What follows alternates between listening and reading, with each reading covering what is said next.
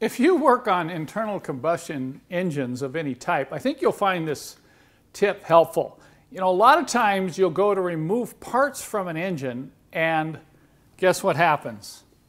The stud comes out. Now what's a stud? The stud is it's a replacement for a bolt. That's what's called a stud. It's threaded on one end, screws into the head, and then it comes out this end, and a nut is what tightens down whatever you're attaching to that part of the engine.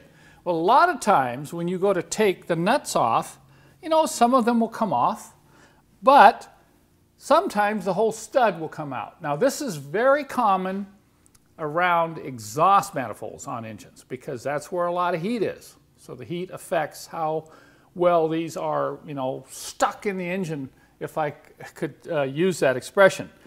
And anytime I end up removing exhaust manifold, there's usually 4, 5, 6, 7, 8 of the studs that just come right out of the head. Now when you go to reinstall the manifold or any other component and you have removed the stud, you don't want to just drive that in like that. You won't get the right torque. The stud may not bottom out where it should, and it's very likely that whatever you're fastening to the engine could end up loosening up, okay? So when this happens, you have to remove the nut from the stud, and then you've got to reinsert the stud back into the threaded hole in the engine until it bottoms out and it's tight. So let me show you a few tips I use and how to make this easier to do this yourself. Most studs have a smooth shoulder right in the center.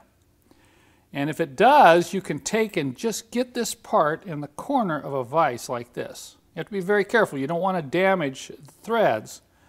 So you need a vise that has, you know, sharp edges like this so it'll grab that shoulder. And I'm just going to tighten right down there like that. And then I can get a wrench. No, look at that. It's wanting to come out, so I'm going to have to tighten, drop it down and tighten a little bit more.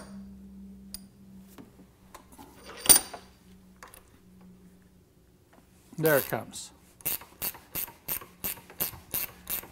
And I can, once you get it started, it usually comes off. It's usually frozen on there from being on there for so long. Okay, the nut has been removed.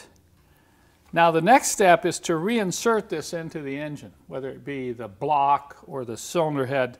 I'm going to thoroughly clean the threads. It's going to go in dry, but you want clean threads. And then I'll show you, you can't just turn this in by hand, and you can't, you know, grab a hold of it with anything because you're going to damage the threads. So let me show you the trick I use. What I'm going to show you now is what is called the double nut locking method. We're going to use 2 nuts and we're going to lock them together on the thread. Now most exhaust studs use a self-locking nut. You can see it's kind of swedged a little bit at the top, and you don't want to use these. That's using self-locking nuts to try to use this double locking method doesn't work that well. So what I did is I went and found 2 just standard type nuts that fit on this thread. Obviously, if I put 1 nut on, there's no way I'm going to be able to drive that in there. But if I put 2 nuts on like this, now what I'm going to have to do is use 2 wrenches like this, and I will lock these nuts together, and I'm going to have to tighten them real tight. Okay? And once those are locked together, I should be able to start the stud into the head.